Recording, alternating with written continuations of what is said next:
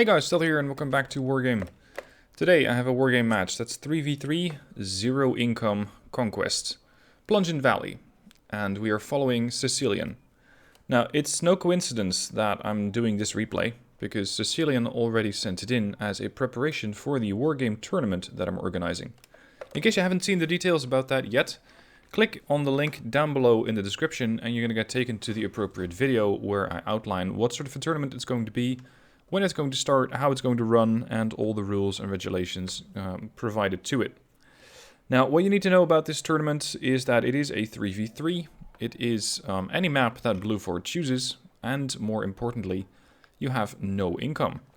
So any units that you buy at the start, or rather all the points that you get at the start, that's what you're going to have to run with. You could either go for spending all your points at once, or maybe keeping some in reserve. And this is going to lead to some tactical and maybe pressuring decisions. Because normally you could always go, you know what, if that unit dies, I can always bring in another one. In this situation, where you do not have any income, that is no longer true. It's no longer the case of, you know what, I'll just replace these units with something else, because you just don't have the points for it. So that's going to make this situation a lot more difficult to manage. Now, the tournament is going to have the rule no US and no USSR.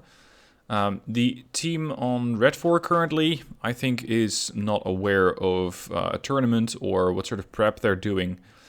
And they are just picking up anything. I think it was just a random match, probably set up by either CeCilion or any of his other Blue 4 teammates.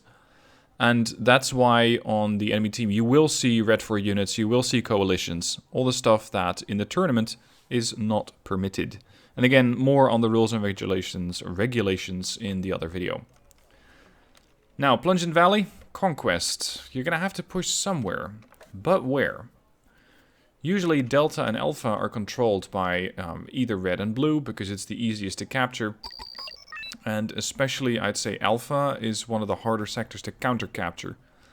Delta, I find slightly easier because you have a bit more terrain where you can hide a CV to counter-cap it. But keep in mind, you have 0 income. Are you gonna run with an extra CV? Is that something that's worth it? Or would you rather invest your points in more combat-capable units?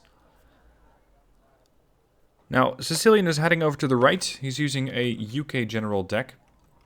He's dropping off what's probably going to be a couple of SAS from the Lynx A87.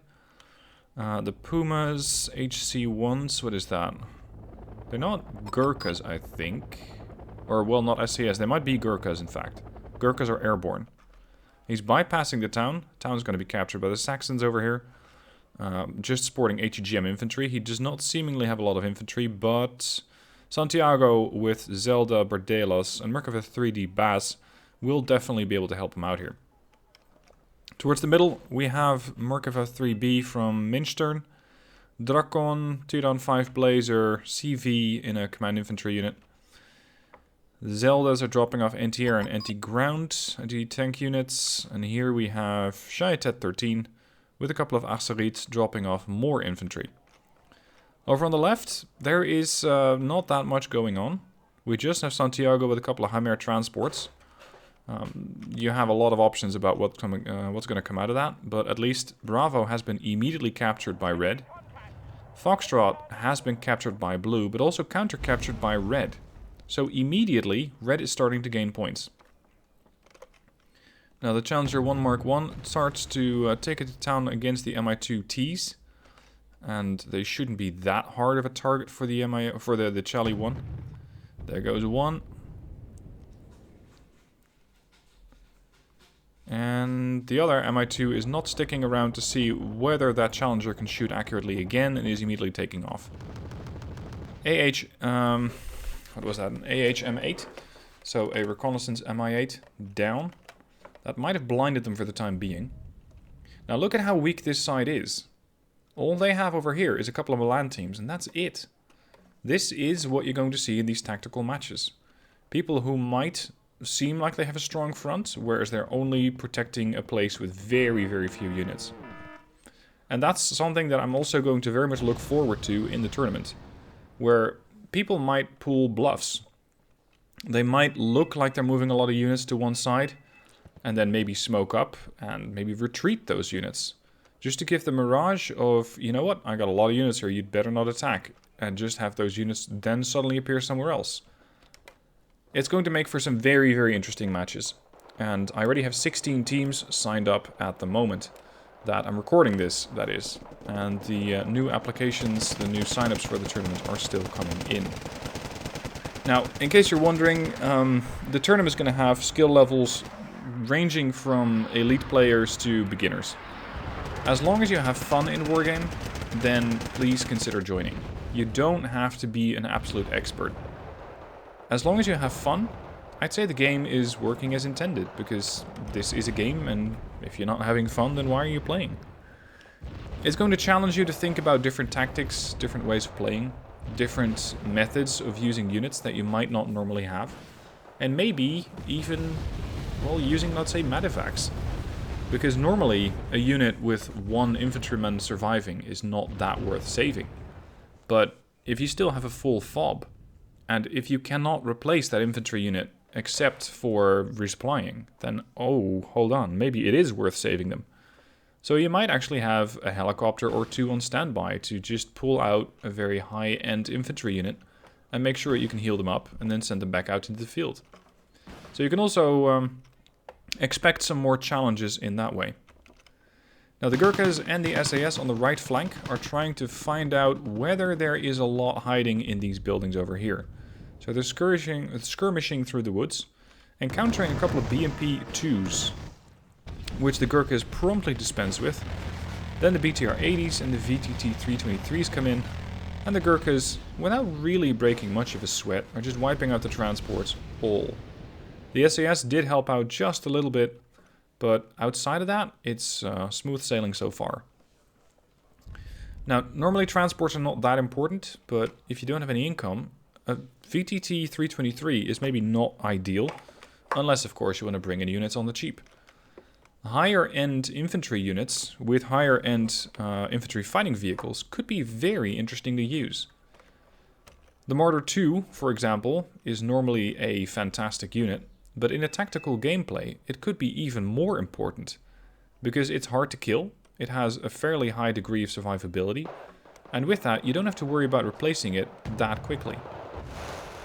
Now we got a couple of helicopters trying to make a push over here, and the book seems to be taking them down one by one by one. Not really having trouble with it, but a book only carries 4 missiles, which means that once the book is empty, airstrikes are going to be far more easily executable on Foxtrot.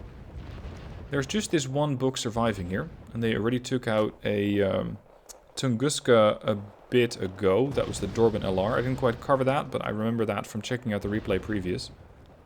You can see that the book is immediately getting resupplies, because they need their anti-air coverage on this side. And now the Dorban LR take out the book, so maybe that opens up this side for a further attack.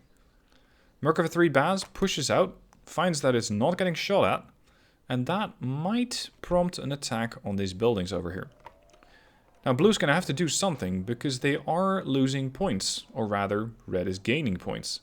So red is in a pretty comfortable position, and this is why for the tournament as well I picked Conquest, because if I do only destruction, it's just going to be a very, very campy affair. If it's Conquest, one of the parties is going to have to push, and that's what you're seeing right here. In case you're wondering about the tournament, yes, DLC nations are allowed, but only single nations, so no coalitions. And that means that, yes, Israel is allowed. I have had quite a few questions about this already. Why are you allowing Israel? Why is that a good thing when you're not allowing US and USSR and coalition decks? Well, sure, Israel is a very potent nation, a very potent deck, but it's not omnipotent. It has its weaknesses. And in the tournament, each team will play another team on each side once. So Team A is going to be blue for once, and Team A is going to be red for once while encountering Team B. And that means that, sure enough, you can take, if you wanted to, a triple Israel deck with your 3 team members. But so can they. when they are playing blue 4. So I think that'll even each other out. Now there is an attack coming in here from Brew 2.0. Granicos are getting mortared immediately. The Zeldas and even the Anafas are holding the line. While the Rovait, and you can see that they're retreating a single Rovait, whereas normally you could argue, well, it's just one guy, it's just what, it's 10 points? Do I really need them? And in this case, yes, you might. Because that one Rovait might be able to hold a building somewhere else, once it survives and gets resupplied by the Oshkosh here. Right, so where can they push? Blue 4, that is. Foxtrot, potentially. Although, maybe the word push is a bit of an overstatement for the units that they have. They have SBS, they have one Challenger, a Marksman, Zeldas, the Merkava 3D, and the SCS and the Gurkhas. That's about it. That's about the units that can push. On the left, it's even worse. They got the Tsananim, Merkava 3B, Terran 5 Blazer, and a scattering of more defensively oriented units over here. So there's not that much that they can use to push. Now apparently, CeCilion hasn't spent all of his points yet, and brings in a Centurion AVRE. Armored Vehicle of the Royal Engineers is very, very dangerous to enemy infantry. Unfortunately, it's not particularly quick off roads, at only 35 kilometers an hour. Which, well, somehow defeats its purpose. Because sure, it'll wipe out most infantry units in one shot with our 8 HE power, but at the same time, your infantry is usually plowing through woods. That's not where you want the Centurion AVRE to be, because it's just not capable of really supporting that. Now over on the left, we have a bit of an encounter between Commandosi and an M84AN. M84AN managed to kill off the recon unit that they had over here, leaving just the Commandosi spotted by the Maclan, but the M84AN disappeared. So immediately Minstern brings in another Terran 5 Blazer. He too still has some points. And hopefully the Merkava 3B is going to be able to put down that M84AN. And they put down an attack marker saying this is probably about where the target is.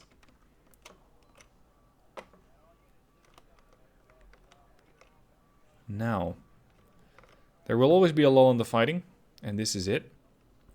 I wouldn't be surprised if the guys are on Discord or Team Chat or whatever discussing where their next attack is going to take place, where they're going to try to push. Because they will have to make something happen, as Red 4 already has 146 points. So they're going to have to do something. But where? And this is it. Here's the attack marker, and hopefully with the book dead and other supporting NTR units gone, this Harrier GR5, which normally probably wouldn't be a unit that's very oftenly used because it's a slow bomber at only 750 kph. It flies in, drops off its 4 500 kilogram bombs, softening up the buildings, and especially the building over there, where they think, well, they might think that the CV is there. And once the units are stunned and wounded, that's when they push in from two different flanks. On the right flank, the SAS and the Gurkhas. On the left flank, SBS and Challenger 1 Mark 1, the Zelda and the Merkava. The SAS and the Gurkhas are not successful in their attack, but fortunately the Motorschützen are not able to stand up against the Challengers, both Marksman and Challenger 1-1, and the Motorschützen are quickly dying. They've also neutralized the enemy command vehicle which was hiding over here. It was a BRDM-2U. And with that thing gone, Blue 4 has now captured the sector and is no longer bleeding points. Challenger 1 Mark 1, Merkava 3 Baz, they're all perfectly healthy, but they have no reconnaissance. We know that there's something in there, and that something is still lobbing ATGMs, or attempting to, but unsuccessfully. Fortunately, there's another missile coming out, looking for the Zelda and missing entirely. I think the unit that's in here, light infantry potentially, is still panicked. So that's why it's not very accurate. Another missile just flies over the armor of the Zelda.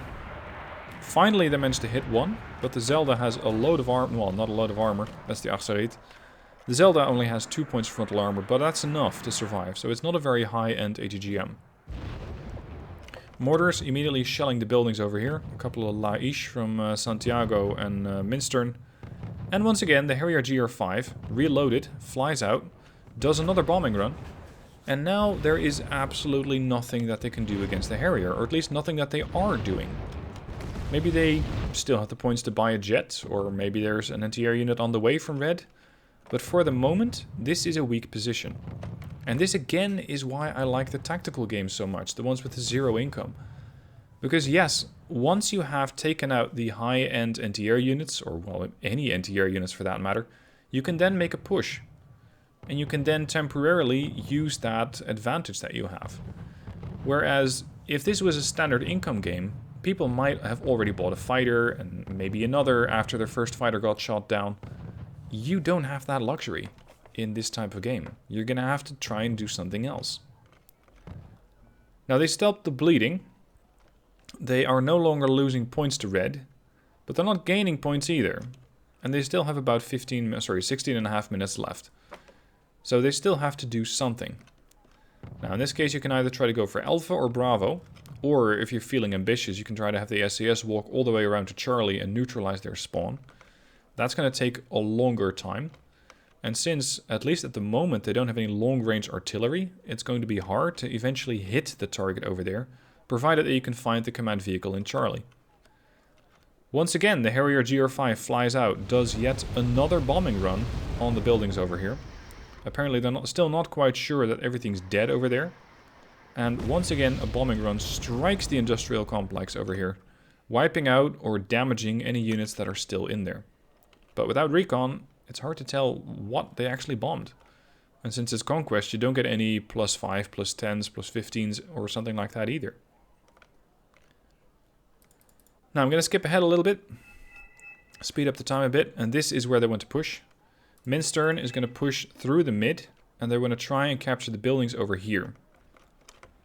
Over on the left, there are some attack markers, so I think that either the Tsan Hanim have spotted something, or maybe the Terran 5 Blazer.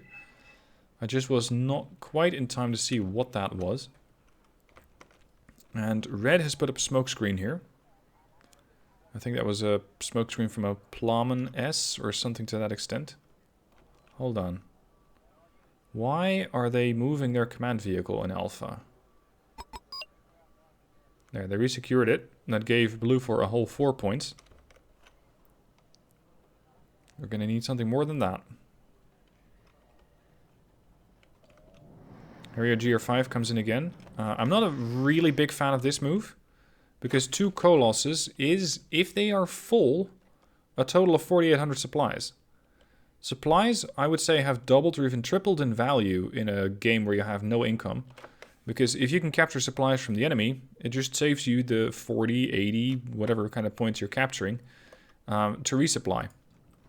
So instead of trying to capture these, he's bombing them out of existence, which of course is the other way to go.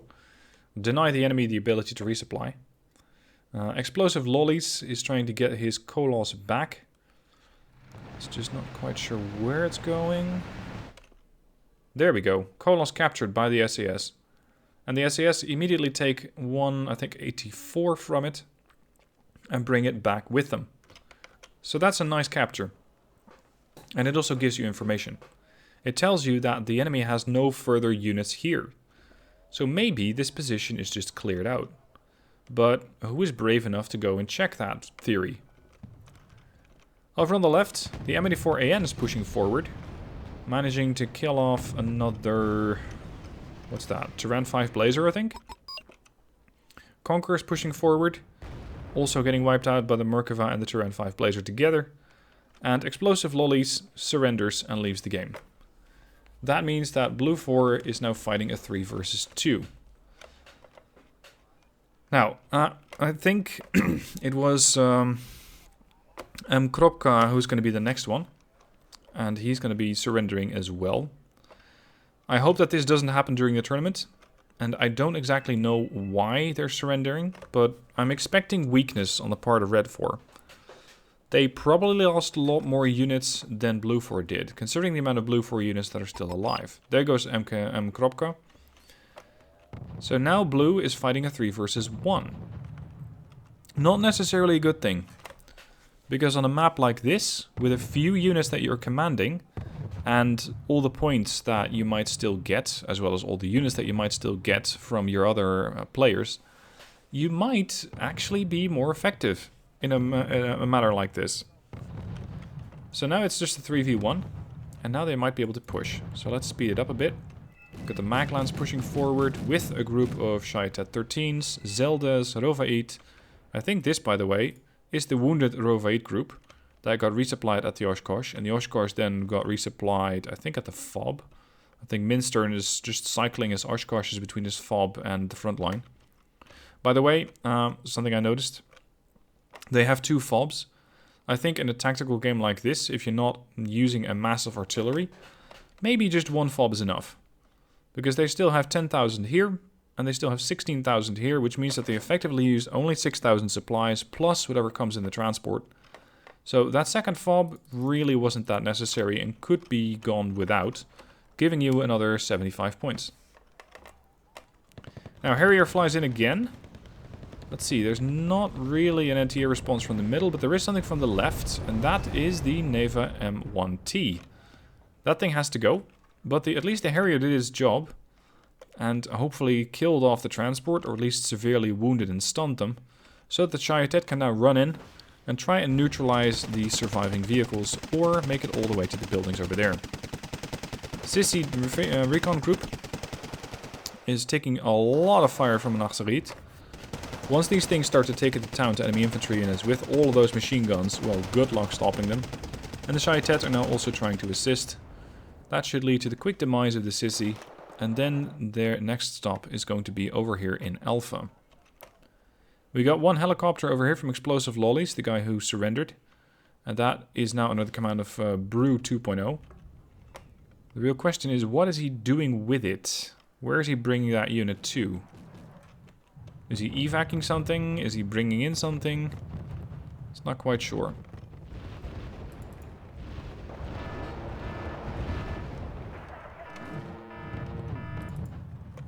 Puma HC1 got destroyed. Over here. No, that's an Mi-8.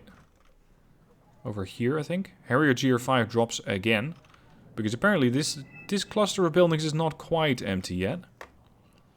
Although I'm not exactly sure why they're constantly bombing this place.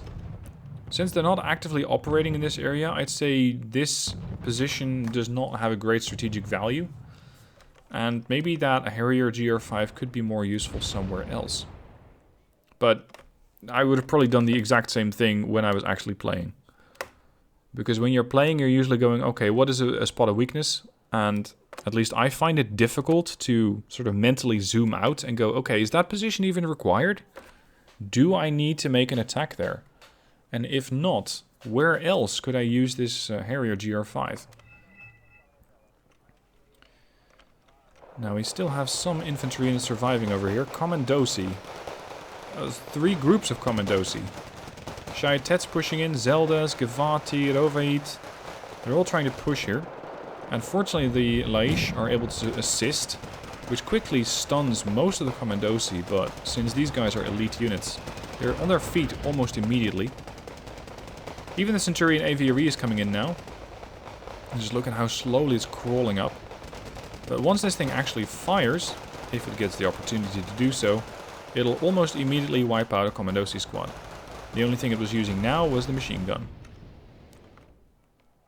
Now, with the Commandosi wrapped up, with the Sissy dead and the transports bombed previously, maybe they can finally make it over to Alpha. And yes, it seems like they can. They wiped out a transport or a tank. Not quite sure what that is. Challenger Marksman, Challenger 1 and the Drakon pushing forward. Although I haven't seen Red use any kind of Air Force unit whatsoever. Not really any use of attack helicopters nor strike planes. So yes, the Challenger Marksman is going to be very effective against anti-air or against air, but also against infantry. So I think it's a great unit to have in a deck like this. Over here we can see a couple of parked, semi-parked transport helos. Drakon is trying to take them down. Unsuccessfully. We got a couple of BVP M80As with their very deadly autocannons coming to meet the Chayotet 13. Chayotet have taken up the building. That's going to give them a bit of a reprieve from being attacked. And in case the BVP M88 does come in, the Merkava 3 Baz might have something to say about that.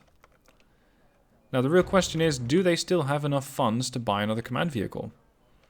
And right now, I'm not seeing Blue buy another CV. So they'll probably have to try and push out the Red 4 CV. Unless they can make it so that Brew just goes, you know what? There's no chance that I'm still going to win this. You guys will just push through. And you will probably be able to annihilate me. AKA, he surrenders. A couple of missiles coming out from here. Conquer's team. That almost caused problems for, I think, the Drakon, as the missiles were heading that way. And now even 13 Gavati are very dangerous against a couple of Conquers. These are not even the Conquerors M, just the standard Conquerors, but in a game like this, those can be definitely effective. Smokes coming in for the Rove 8. Bit late, as the Shaitet are already ahead. So there was no real reason for that smoke. It looks like the town has already taken a severe beating. And with the Shaitet pushing in with their tank support, it's going to be very rough sailing for the infantry over here. So all they can do is either fall back or die. They don't really have any other options. Blue either has neutralized the CV and I missed it, or Red 4 has moved it out of the sector. And Blue is now sitting at a comfortable +2. But don't get too comfortable, because you don't have a lot of time. You got 5 minutes left. That means that in these 5 minutes, you will not be able to score enough points to level out with 155. Or at least, I don't expect them to. So they're going to have to push more. You can see almost every combat-capable unit of Blue 4 on the left has been pushing up. Sure, they could have used some of their transports. Maybe that would have been more effective as well, just using a bit more transports. And we're just going to have to push on the middle. And no, the CV in the middle is not dead, because Red just recaptured it. We just have to find out where it is. Challenger Marksman, Challenger 1 pushing up, Merkava 3, Shaitet rushing forward, seemingly not having any kind of trouble with fighting enemy infantry. Of course, they got plenty of support, so far so good.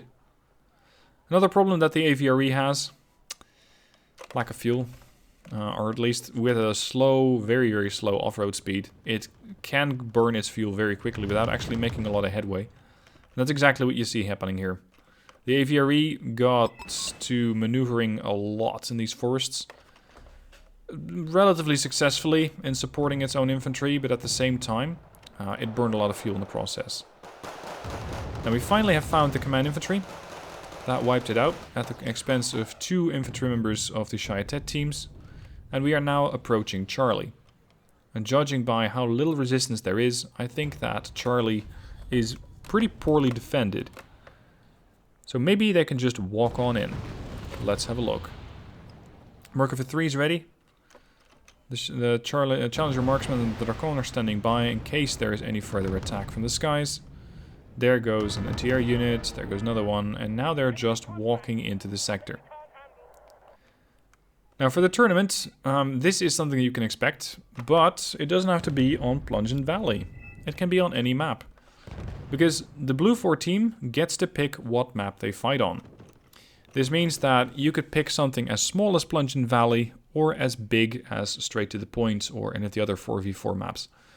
I'm doing this intentionally to make the game quite a bit more interesting, instead of just having all of the small 2v2, 3v3 maps. Now, a definite win for Blue 4, at least if you look at kills versus losses. The victory points were actually quite close, but they were able to get away with it, and they did manage to get the points that they required. This is going to be a sort of precursor to the tournament. The tournament's going to start in July 1st, so June 30th is the latest at which time you can still sign up to the tournament. How you do that is down below in the description. I think it's going to be a very, very interesting tournament. Again, there are some really good players. There are some newer players. If you think that this is going to be fun for you, just sign up. Just join. The worst thing that's going to happen is that you lose and learn something. The best thing that's going to happen is that you win everything and gain $50 of Steam gift card for every winning team member on your team. That is the team that wins the tournament, of course. Again, link down below in the description. I hope you enjoyed the video. I hope to see you sign up for the tournament very soon. You still have a few weeks. You still have about 2 weeks, that is, to sign up. So if you want to, by all means, come and sign up, and we're going to have a lot of fun with this tournament.